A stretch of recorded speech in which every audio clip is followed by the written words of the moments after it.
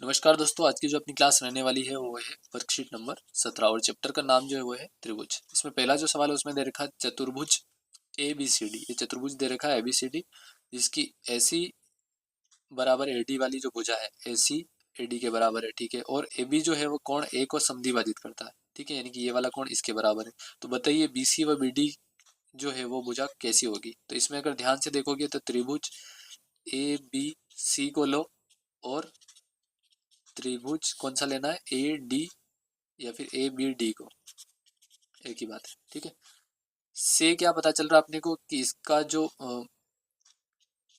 AC भुजा है वो किसके बराबर है, ए डी के। ये दे रखा आपने को दिया है। ठीक है, अगर इसमें कोण देखोगे तो कोण ए बराबर कोण ए इसमें भी है और दोनों समद्विभाजक कोण है। ठीक है, ए बी भुजा जो है इसमें भी है और इसमें भी है, जिसको अपन कहते हैं उभयनिष्ठ भुजा। ठीक है, तो यहाँ पे नियम जो काम में आया वो क्या है, एस ए एस नियम से। और इस नियम से त्रिभुज ए बी सी समरूप ही नहीं सर्वांग सम होगा, सीधी सी बात। ठीक है, और सर्वांग सम है इसका मतलब त्रिभुज ए बी डी के। तो अपने को क्या पता चला कि इसने जो कहा है कि बी सी और बी डी, इधर से बी सी लिया तो इधर से बी डी क्या है, बराबर ही होगी। तो अपन लिख सकते हैं बी सी जो है वो किसके बराबर होगी, बी डी के बराबर होगी। ठीक है, तो इसमें हो जाएगा बराबर।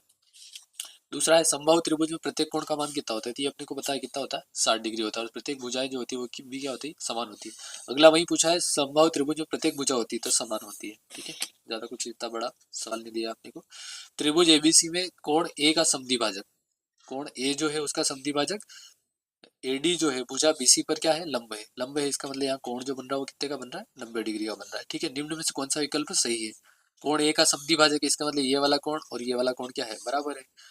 तो अपने को क्या बताना है इसमें कि कौन सा विकल्प सही है। तो ए बी के बराबर ए सी।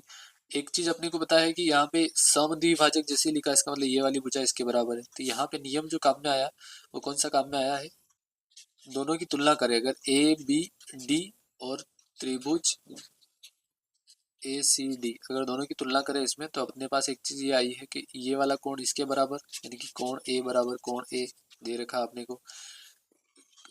कोण डी बराबर कोण डी जो कि कितना है, 90 डिग्री यानी कि लंब है।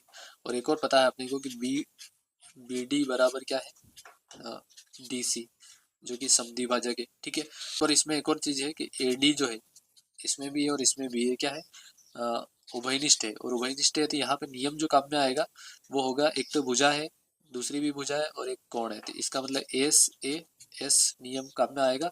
और उससे क्या होगा कि दोनों त्रिभुज जो है वो क्या है, सर्वांग सम। और सर्वांग सम है इसका मतलब क्या हुआ कि ए बी बराबर क्या हो जाएगा, ये वाली भुजा इसके बराबर होगी। ठीक है, तो ए बी बराबर क्या हो जाएगा, ए सी हो जाएगा। सर्वांग सम वाले सवाल है। असत्य कथन बताइए। इसमें क्या है, त्रिभुज के तीनों कोणों का योग 180 डिग्री होता है, सही है, ये तो सत्य है। समकोण त्रिभुज में एक कोण जो होता है 90 डिग्री होता है, सही है, ये भी सत्य है। त्रिभुज में 3 शीर्ष होते हैं, ये भी सही है, तीनों शीर्ष होते हैं। त्रिभुज में प्रत्येक कोण 60 डिग्री से छोटा होता है, ये संभव नहीं है। अगर 60 डिग्री से छोटे हो जाएंगे यानी 50 50 50 के मान लोगे तो ये जो टोटल योग जो आएगा तो कितना आएगा, 185 ही आएगा। अगर 60 59 59 भी लोगे तो भी कितना आएगा, 177 ही आएगा। और त्रिभुज के तीनों कोणों का योग जो होता है वो कितना होना जरूरी है, 180 डिग्री। तो प्रत्येक कोण 60 डिग्री से छोटा नहीं हो सकता है। ठीक है, तो अपना जो असत्य कथन है वो कौन सा हो जाएगा, द हो जाएगा। ठीक है, तो इस क्लास को अपन यही समाप्त करते हैं। धन्यवाद।